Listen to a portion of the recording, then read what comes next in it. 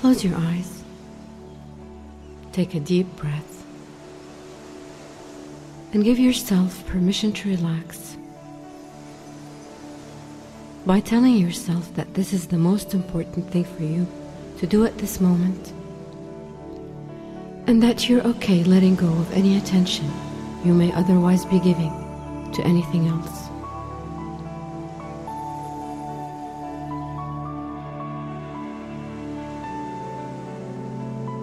Help yourself relax some more by taking in another couple of deep breaths. Tell yourself, there is no place I have to be at this moment, nothing that I need to do at this moment, no problem I need to solve at this moment. Therefore, this is a safe place, and I can relax.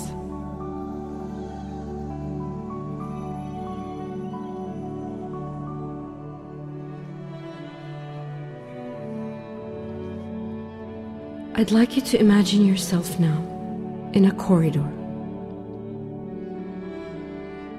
As you walk along the corridor, there are doors leading off to the left and to the right. And at the end of the corridor is a door, a very inviting kind of door. You can decide for yourself the size and shape of the door, the color of the door,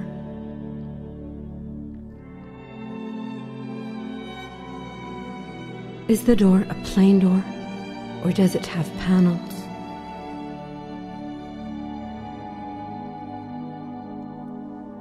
Does the door have a handle? Is the handle on the left or on the right? Now look very closely.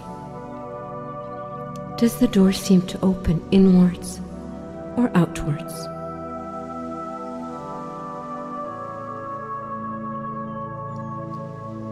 You may be wondering about this door, about what lies behind this door. In a few minutes you will discover that behind the door is a special place. Your very own special place. A place that your imagination is already creating for you. It is a special place. A place of bliss. Absolute bliss.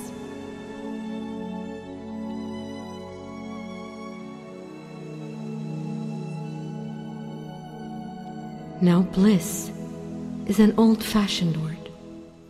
It's not used much nowadays. Let me be very clear about what I mean by bliss. Bliss is a state of mind. Bliss is far more than just the absence of negativities,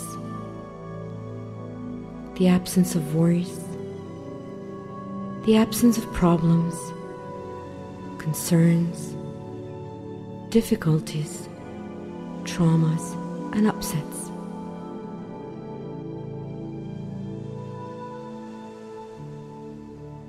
Bliss is more than that. As well as the absence of negativities, bliss is also the positive presence of such concepts as freedom, peace, comfort, joy, happiness, relaxation, and rest. Absolute pleasure, sheer bliss.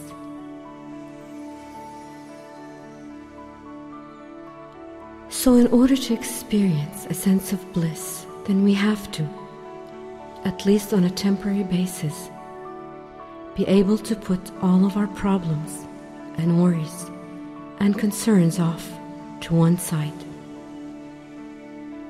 So, on your back, you will find a backpack.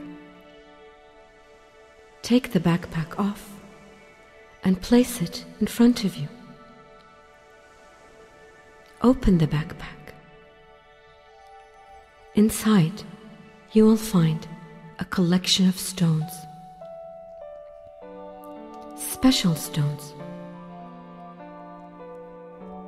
Notice how the stones are somewhat flat, but rounded and smooth, like the kind of stones you might find on the bed of a river.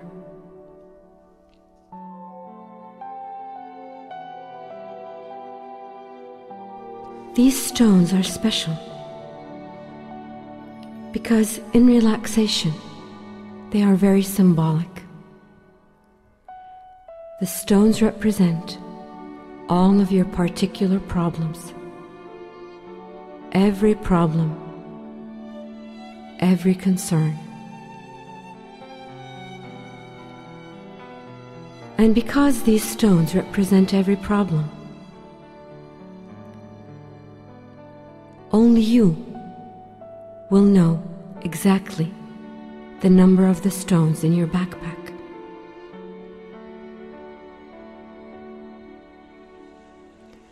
Only you will ever know what particular issues these stones represent for you.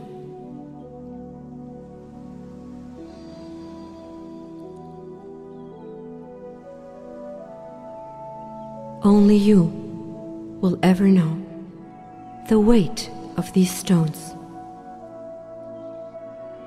Only you will ever know the weight of each particular stone. Obviously, the weight of the stones relate to the weight of the problem.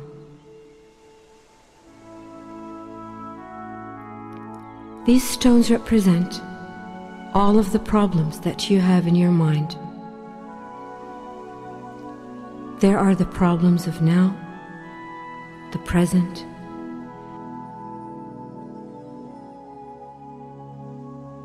the issues and concerns that are on your mind now, today, this very day. But there are also the stones about the past. And the past includes yesterday, last week, last month, last year, 10 years ago, many years ago, all the way back to your earliest memories of problems from childhood. And there can also be stones from the future. How can this be since the future hasn't happened yet? Well, these are what I call the what-if stones. Some people carry around them stones that represent worries about what might happen in the future, what could go wrong, what might not change. Sometimes these stones are possibilities, sometimes remote possibilities. But some people carry them around like rocks of probabilities, or even huge boulders of certainties. Your imagination will tell you what size each stone and issue is.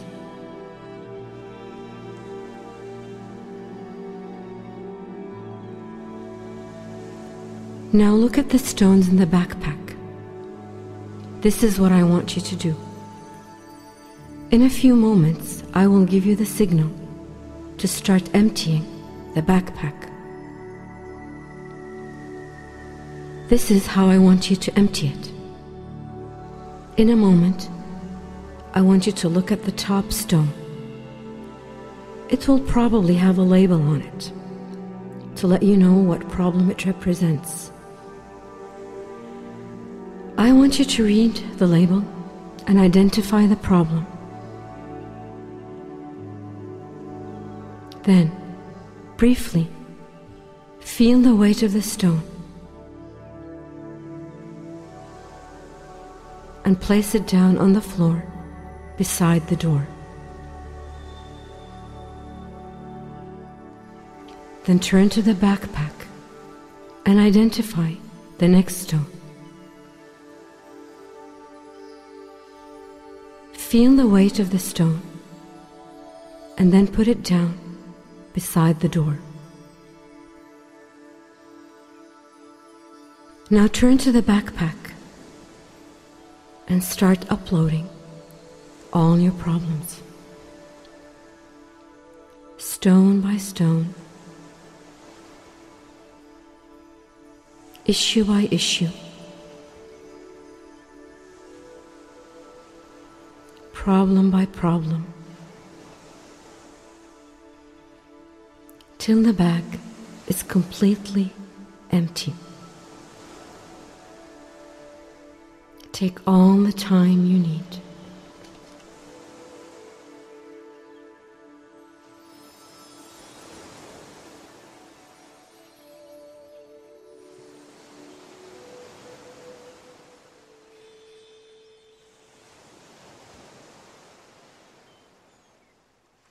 Some of the stones are the ones you expected to find there. Others might be a bit of a surprise. Some of the stones may be heavier than you had expected. Some may be surprisingly light.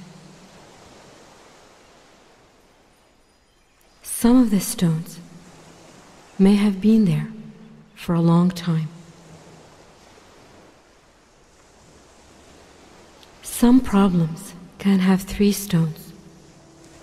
One for the past, how you used to feel about the problem. One for how it affects you now. And one for the future, about anxieties you might have about what it may be like in the future. Take your time. Take all the time you need.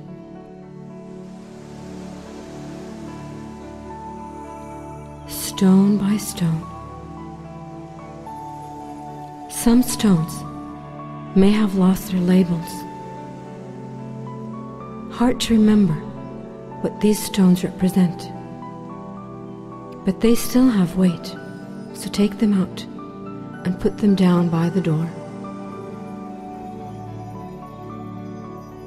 Some people have lots of stones. Others, only a few. Some people collect pebbles. Each pebble is small, not very heavy, but a lot of pebbles together can add up to a lot of weight. Each pebble is too small for a label, too time-consuming to unload individually.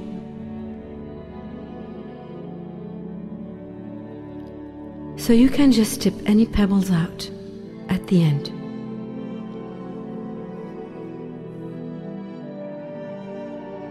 Now turn to the door, put your hand on the handle, and go through the doorway into your special place. The door closes behind you. Feel the sense of bliss in this special place. Feel the freedom.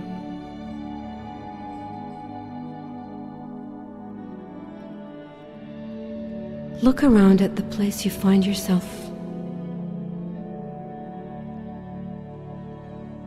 Look at the colors, the shapes, the sounds, the aromas. Notice all the qualities of this special place of bliss.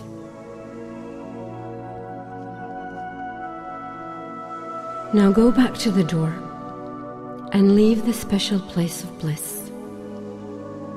You can always go back there. Perhaps go there to experience bliss every day. Now look at the stones lying beside the door. These stones represent all your problems, past, present, and even future. Only you know what these stones represent.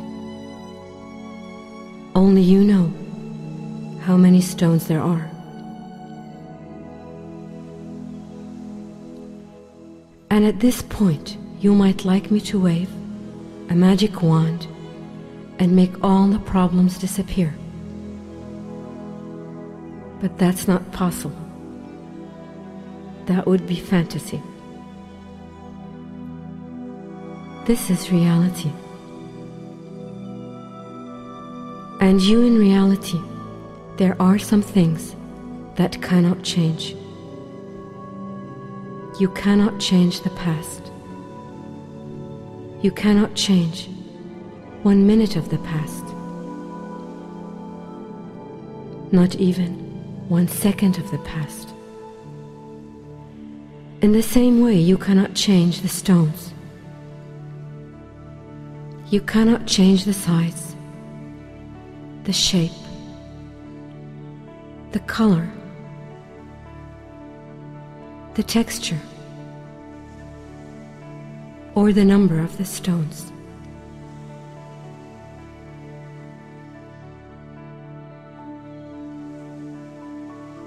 These cannot be changed.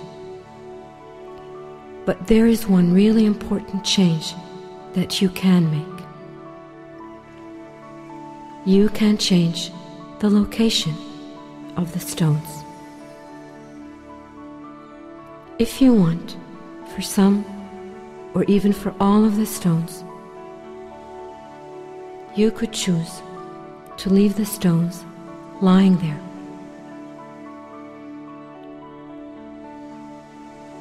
They would still be the same size, shape, color, and texture as before. But if you left the problem lying there, on the floor, you would not be able to feel the weight anymore. This would turn the problem into a technicality. Just a mere technicality. You wouldn't be able to experience the feeling of weight anymore.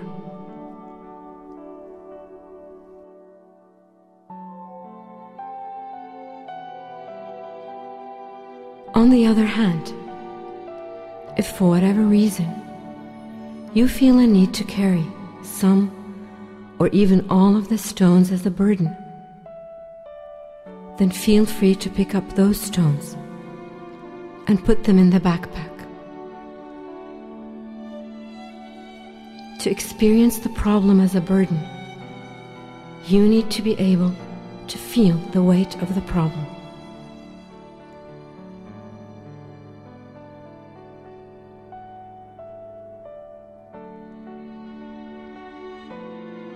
Now, carefully make your choice for each stone. You don't have to decide for the rest of your life, just for today. Are there any stones that you don't need to carry as a burden for the rest of today? If so, you can leave them there. It's quite safe. These are flat stones. they won't roll away. They will still be the same problem. They will still have the same size, the same shape, the same texture, the same problem. But you can now choose whether to carry the weight. You cannot change your problems, but you can choose whether you regard them as burdens or as technicalities. Start now. Take your time and choose.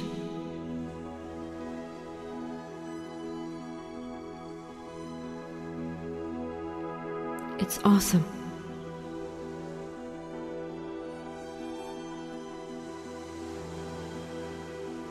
When you have made your choice for the location of each stone, you can put the backpack on your back and start walking along the corridor.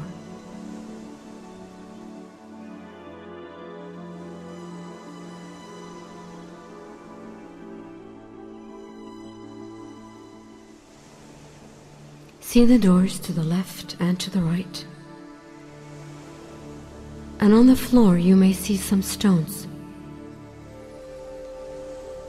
Some people are what I call habitual stone picker-uppers. No one is born a stone picker-upper. You have to learn it. Usually you learn it from a parent. Oh, there's a stone. Be a good boy, be a good girl, pick it up. And lots of messages about ought to and should. And I'm sure you know what I mean by that.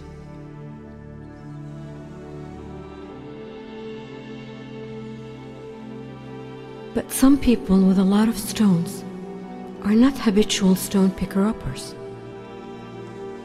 They are usually very generous people, warm-hearted and giving. They sometimes leave their backpacks wide open and allow other people to dump some of their stones in our backpack. And I'm sure you know what I mean by that.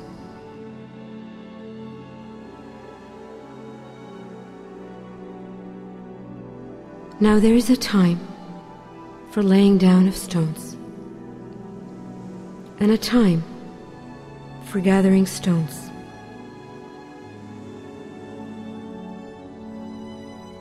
You can choose when it is your time to lay down your stones. Each day you can lay down your stones and experience your special place of bliss. Each day, you can choose the location of your stones. And even if you feel obliged to pick them up again, some of them or all of them, you can still be refreshed by spending time in your place of bliss. Some days, you may be able to leave all the stones lying on the floor as mere technicalities. On those days, you can then start your day with a clear mind. You can repeat this exercise in your own time as often as you wish. Each time will be different. You will learn something new each time you do it. You can start each day with a sense of bliss. You can lay down your stones. In so doing, you can convert your burdens into technicalities.